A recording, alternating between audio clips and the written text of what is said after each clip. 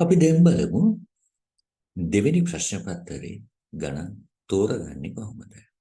මොන ගණන්ද මං හදන්නේ? මොන ගණන්ද මං නොහදන්නේ කියලා තෝරගන්නේ කොහොමද? ඒ විතරක් නෙමෙයි. ඒ තෝරාගත් ගණන් හදන පිළිවෙල මොකක්ද? ඔබට විනාඩි 10ක කාලයක් හම්බ වෙනවා ප්‍රශ්න තෝරගන්න. මුලින්ම ප්‍රශ්න පත්‍රයේ මුල සිට අගට ඔය විනාඩි 10 පුරා බොහොම හිමින් කියවන්න. ගණන් හදන්න එපා. නමුත් හදන්න පුළුවන්ද කියලා බලන්න. හොඳයි. ඔයා හිතන්න පළවෙනි ගාන ඔබ කියවගෙන යනවා. යන ගමන් ඔයා ලකුණු කරගෙන යන්න පැන්සලෙන්. පළවෙනි කොටස මට හදන්න පුළුවන්. හදලා නෙමෙයි. බලන්න ඔයාට දැක්කහම පේන්නේ. දෙවෙනි කොටස මට හදන්න පුළුවන්. තුන්වෙනි කොටසත් පුළුවන්. හතරවෙනි කොටස නම් බෑ වගේ.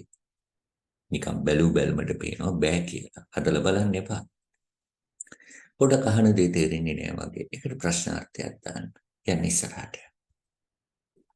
දෙවෙනි ගාන. පළවෙනි කොටස පුළුවන්. ඔව් මේකත් පුළුවන් වගේ. මේක පොඩ්ඩක් අවුල්.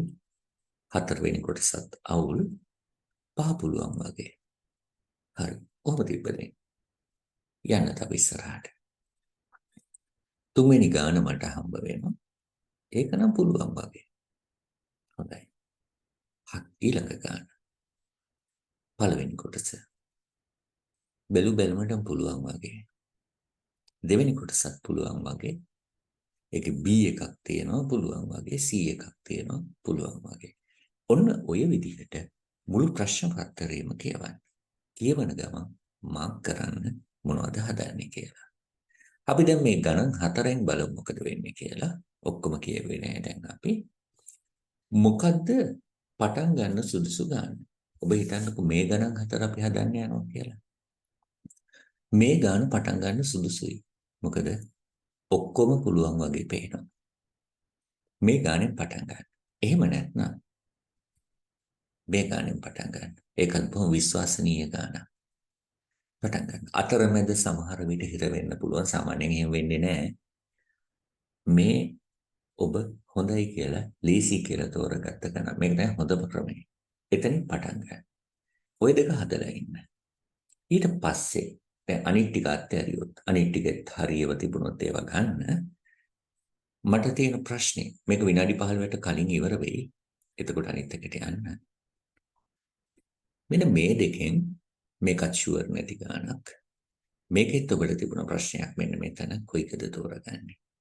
මේකේ ප්‍රශ්නාර්ථ ලකුණු එකක් තියෙනවා. මේකේ ප්‍රශ්නාර්ථ ලකුණු දෙකක් තියෙනවා. මේක ෂුවර් මදි. ඒ නිසා ඔබට ඊට වඩා මේක විශ්වාසයි. ඔය ගණන් හතර නම් හදන්නේ අර බොහොම විශ්වාස ගණන් දෙක හදලා ඊට පස්සේ මේක හදන්න. ඊට පස්සේ ඔයා යන්න ඕනේ මෙතෙන්ට. හැබැයි මීට වැඩිය විශ්වාස ගණන් තව එහා තිබුණොත් ඒව ගන්න ඕනේ. ඔන්න ඔය විදිහට හොඳටම විශ්වාස ගණනෙන් පටන් අරගෙන හොඳටම විශ්වාස ගණනෙන් පටන් අරගෙන ඉදිරියට යන්න. ඕක තමයි ප්‍රශ්න පත්‍රයකදී ගණන් තෝරා ගන්නා ක්‍රමය. ඔබට මෙහෙම කරොත් වරදින්නේ නෑ. එහෙමනම් අපි ඔන්න ප්‍රශ්න තෝරගන්න හැටි කතා කරා.